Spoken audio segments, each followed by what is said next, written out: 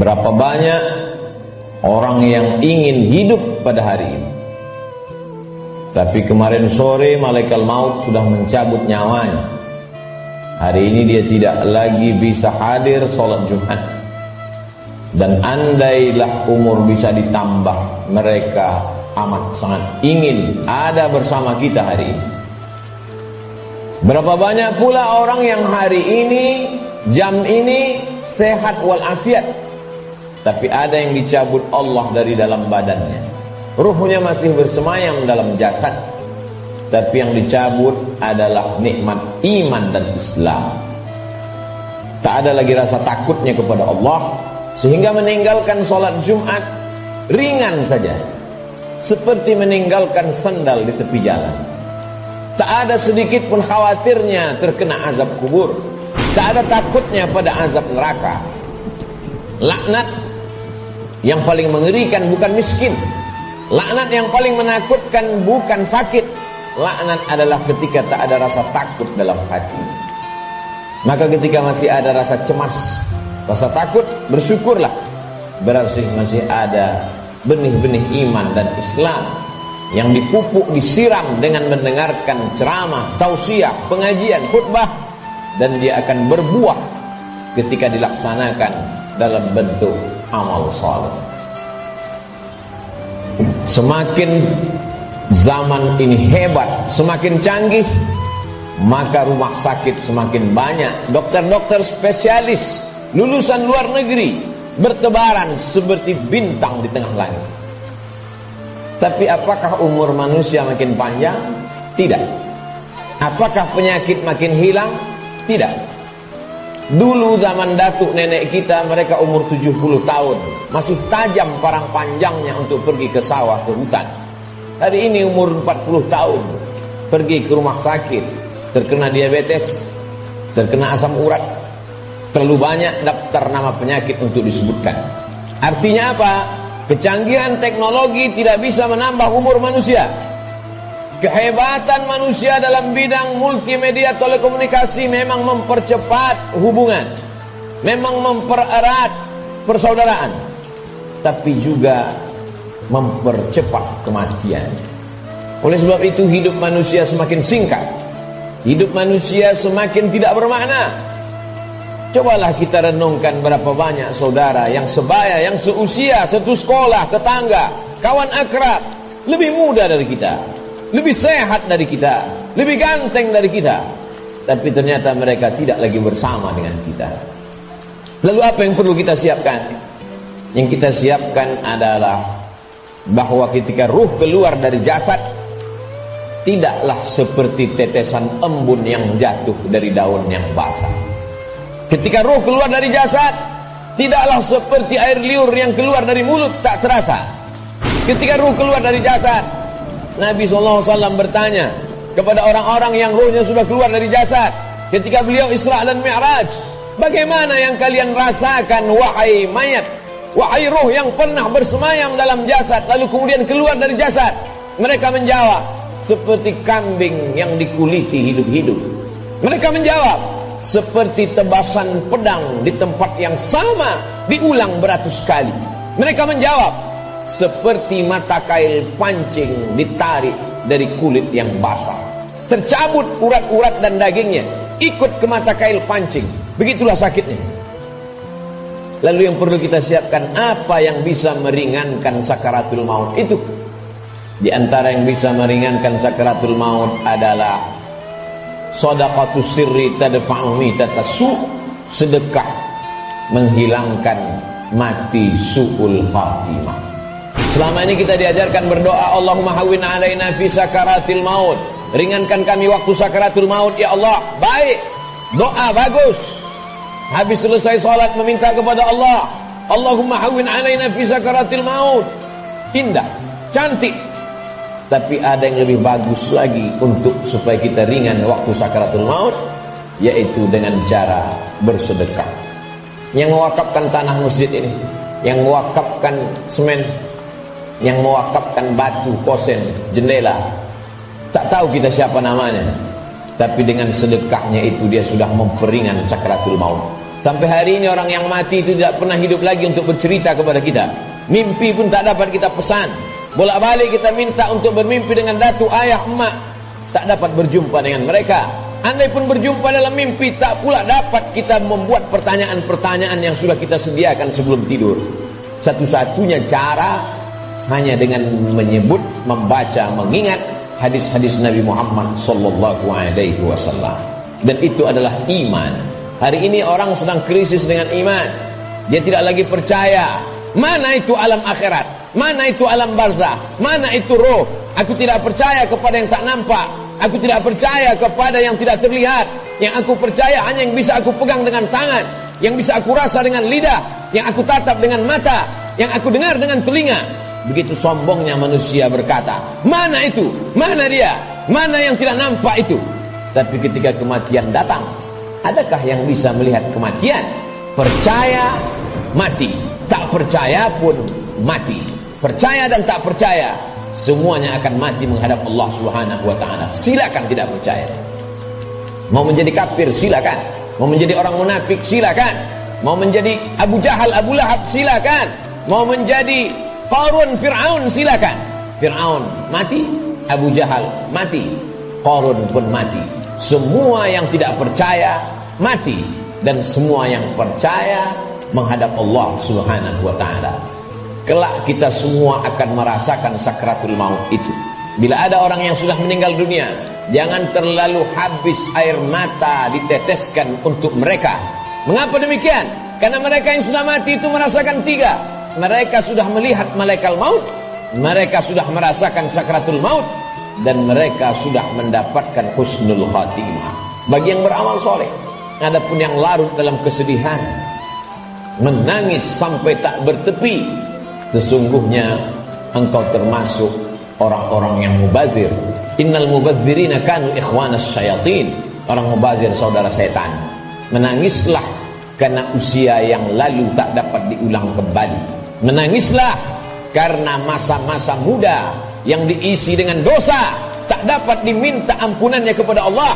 Ainani, ada dua mata, la yamassuhuman nar, yang tidak akan terkena azab api neraka. Ainun bakat min khasyatillah, mata yang menangis karena takut kepada Allah. Bulu mata, alis mata yang pernah terkena tetesan air mata, maka itu akan selamat dari azab neraka jahanam. Ainun tahrusu fi sabilillah, mata yang berjaga di tengah malam, menjaga Masjidil Aqsa, takut dirampas oleh tentara Israel. Pejuang-pejuang fi sabilillah, itulah mata yang selamat dari azab Allah Subhanahu wa ta'ala. Setelah mati menghadap Allah, bebas dari sakratul maut. Mereka adalah orang-orang yang mati syahid. Orang mati syahid itu tidak merasakan empat, tidak merasakan sakratul maut. Sakratul maut mereka seperti cubitan pada kulit yang lembut. Mereka tidak merasakan azab kubur, mereka tidak merasakan hisab. Mereka langsung masuk ke dalam surga Allah Subhanahu wa ta'ala. Wala taqulu liman yuqtalu fi sabilillahi amwat. Jangan kau katakan mereka yang mati syahid itu mati. Bal ahya, mereka hidup. Walakin la tash'urun. Kamu yang tak dapat merasakannya. Setiap muslim mesti berniat mati syahid. Andai dia tidak mati syahid, maka niatnya menyampaikannya. Innamal a'malu binniyat. Seorang akan mendapatkan sesuai dengan niatnya. Iskariman au mut syahidan. Kalau hidup, hidup mulia. Kalau mati, matilah sebagai seorang syuhada. Kenapa kita masih hidup hari ini?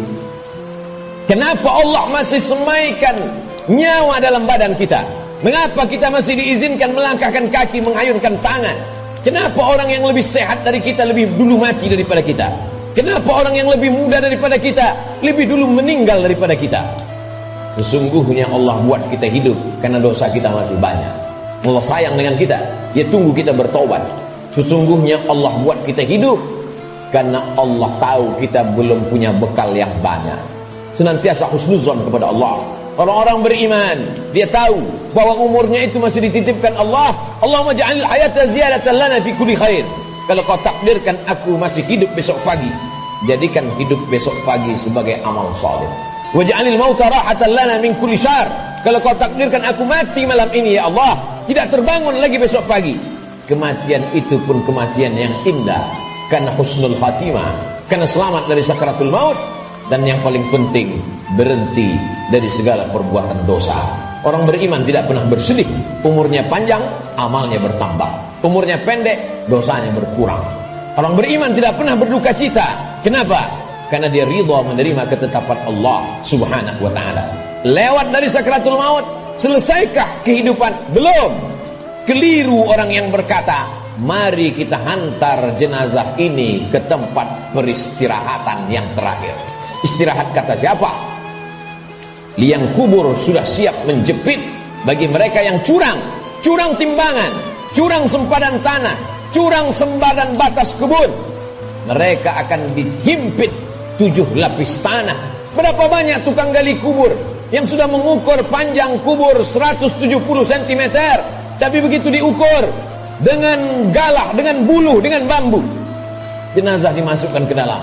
Kenapa berkurang? Kalaulah dikatakan tukang penggali kubur salah ukur, tidak mungkin. Karena dia mengukur dengan bambu, dengan buluh. Tidak mungkin dia salah ukur. Jadi apa sebenarnya yang terjadi? Maka liang lahat sudah siap-siap menjepit, meremukkan tulang belulang, meluluhlantakkan jenazah yang mati menghadap Allah subhanahu wa ta'ala. Ujian kedua yang akan dihadapi adalah azab kubur. Maka setelah fil alamina innaka hamidum majid, orang solat beriman, muslim yang takut pada Allah, menambahkan doanya, Allahumma fir lima qaddamtu wa ma akhartu wa ma asrartu wa ma a'lantu wa ma asraftu wa ma anta a'lamu bihi minni, antal muqaddimu wa antal muakhiru, la ilaha illa anta subhanaka inni kuntu minadh dhalimin. Sebelum salam dia tambahkan 4, Allahumma inni a'udzubika min azabi jahannam wa min azabil qabri wa min fitnatil mahya wal mamat wa min syarri fitnatil masihid dajjal. Dia minta selamat dari azab kubur. Setiap kita yang melewati kubur dalam perjalanan panjang kami dari Pekanbaru ke pedalaman suku Talang Mama, lalu kemudian singgah sebentar di masjid rumah Allah pada hari Sayyidul Ayyam, akan kembali lagi melewati kubur. Apa yang kami katakan? Assalamualaikum ya ahlad diyar minal mu'minin wa inna insyaallah bikum lahiqun yarhamullahul mustaqdimina wal mustakhirin nas'alullah lana wa lakumul afiyah. Apa yang kita mintakan orang yang dikubur itu? Bukankah mereka sudah mati? Orang yang hidup kita ucapkan Assalamualaikum, selamat anakmu, selamat keluargamu, selamat rumahmu, selamat hartamu, selamat sawitmu, selamat karetmu, selamat kebunmu, selamat dagangmu, selamat rukomu, selamat rumah makanmu. Tapi untuk orang yang sudah mati, apa yang kita ucapkan? Kenapa ada selamat untuk orang mati? Maka sesungguhnya salam pada orang mati di liang kubur adalah Assalamualaikum ya ahlal kubur, selamat kalian dari azab kubur. Hadisnya sahih, diriwayatkan oleh Sayyidatuna Aisyah Ummul Mukminin. Wahai Aisyah, kata Nabi SAW, kalau engkau lewat di kubur, mulutmu jangan diam saja, ucapkan salam, Assalamualaikum ya ahlad diyar, selamat bagi kalian. Selamat apa? Selamat dari azab kubur. Jangan pernah mulut ini berhenti meminta selamat dari azab kubur.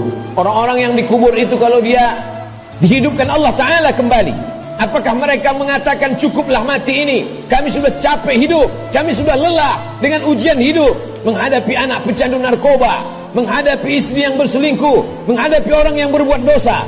Apakah orang yang mati itu lalu kemudian mereka tidak ingin hidup lagi? Orang mati itu ketika ditanya, hai orang mati, maukah kalian hidup lagi? Mereka akan menjawab, laula akhartani ila ajalin qarib, seandainya kau tambah umur kami ya Allah, kami ingin hidup fa as-sadaqah. Kalau kau tambah umur kami ingin hidup walaupun sekejap sejenak saja. Fa as-sadaqah, kami ingin bersedekah.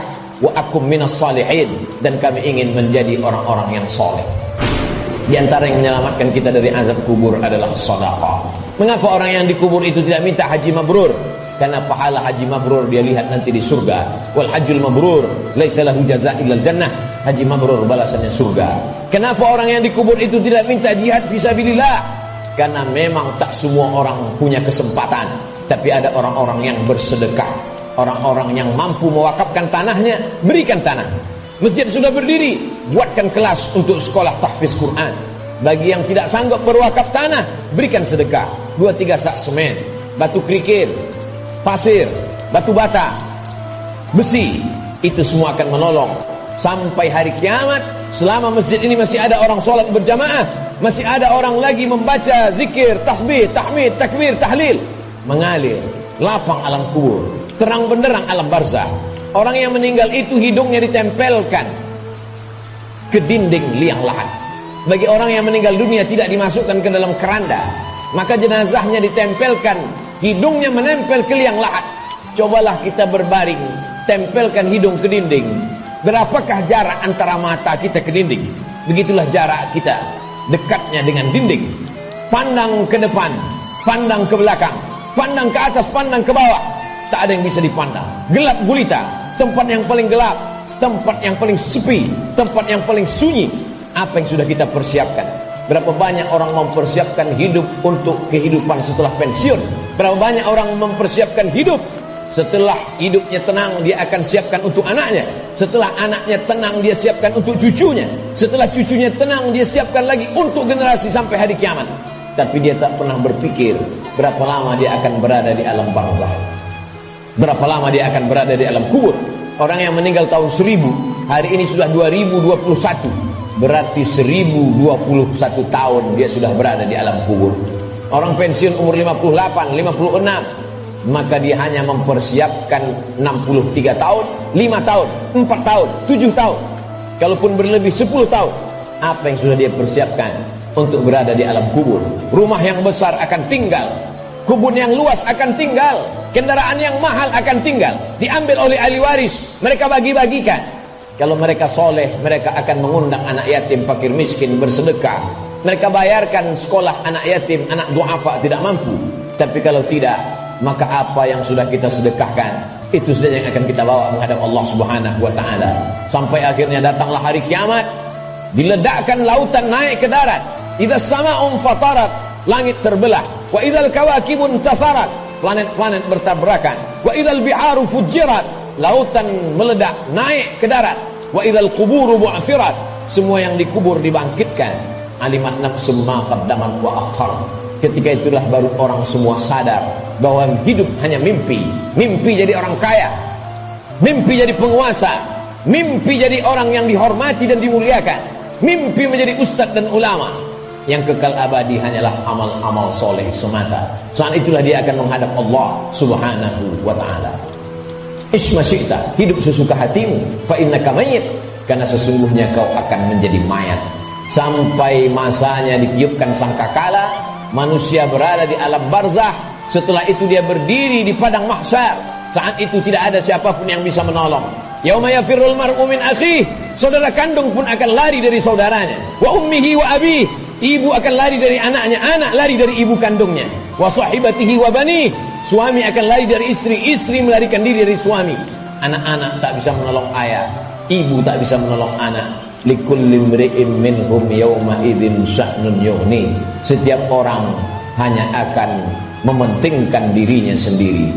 Apa yang kita tanam hari ini, itulah yang akan kita tuai. Tangan mencincang, bahu memikul. Sedangkan padi yang kita tanam belum tentu akan kita panen padi. Tumbuh juga rumput-rumput liar. Konon lagilah rumput betul-betul yang kita tanam. Jangan pernah bermimpi akan menuai padi. Inna awwala ma yuhasabu bihil 'abdu yaumal qiyamati as-shalah. Yang pertama kali dihitung, dihisab dari amal adalah salat. Sebanyak apapun zikir kita, sebanyak apapun sedekah kita, kalau tidak ada tempat bergantungnya salat, maka tidak bernilai di hadapan Allah. Idza salahat salahal amalu kulluh, kalau salatmu baik, maka baiklah amalmu. Wa idza fasadat fasadal amalu kulluh, kalau salatmu rusak, maka rusaklah seluruh amalmu. As-salatu ibaduddin, salat adalah tiang agama. Hari ini masih ada anak-anak muda yang salat ke masjid, nikmat besar bagi orang tuanya. Tapi ada orang tua yang tak salat, musibah besar bagi umat. Salat menjadi salah satu pesan Nabi sebelum dia meninggal. As-salah, as-salah. Salat, pesan Abu Bakar ketika pertama kali menjadi khalifah. Qumu ila salatikum yarhamkumullah. Yang salat mati, yang tak salat pun mati.